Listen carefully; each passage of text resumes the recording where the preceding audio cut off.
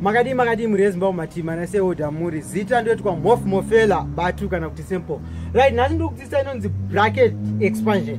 Kana chiti bracket expansion, there's nothing that is complicated. For example, ngatitina 3x plus 4 like this. Saka chanofanira kuziva kuti number iri outside of the bracket, it multiplies everything chinenge chiri mukati mechi me bracket. Saka panapo chobva waita sei 2 times 3x inobva yaita 6x, 2 times 4 inobva yaita plus 8.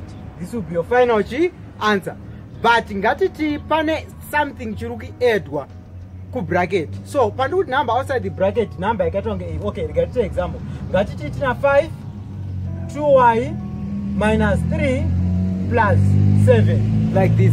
So zvandoda kuti muunderstand uyu plus 7 uyu haasi outside of the bracket zvekuti anobva aita sei amultiply our bracket. Vatikuti outside of the bracket is this one. So kana taexpand the bracket redu na 5 tinobva tazoedda ani 7 uyu. I'm sure kuti maunderstand zvandikuzama kutaura. So panapa inobva yaita 10y minus 15. Remember this number outside the bracket, it multiplies everything inside the bracket. Saka 5 we has to apply, has to multiply 7. Why? Because 7 asi mukati me bracket. So you know plus 7. From this stage, wakuchi simplify my like terms. Tinawere, yes, aripo minus 15 nani na 7.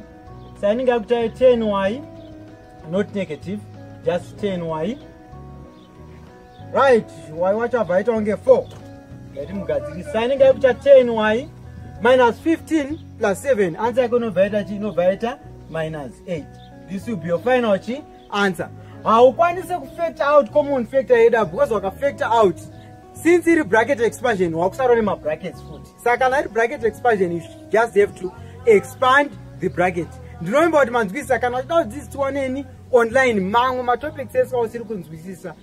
Any syllabus yari kuita Cambridge, Capes, Zimsec, chero any other syllabus ndokwanisa kudzidzisa. Email address yangu sempofTV@gmail.com. Maka like Facebook page yangu munobva maona ma contact details angu.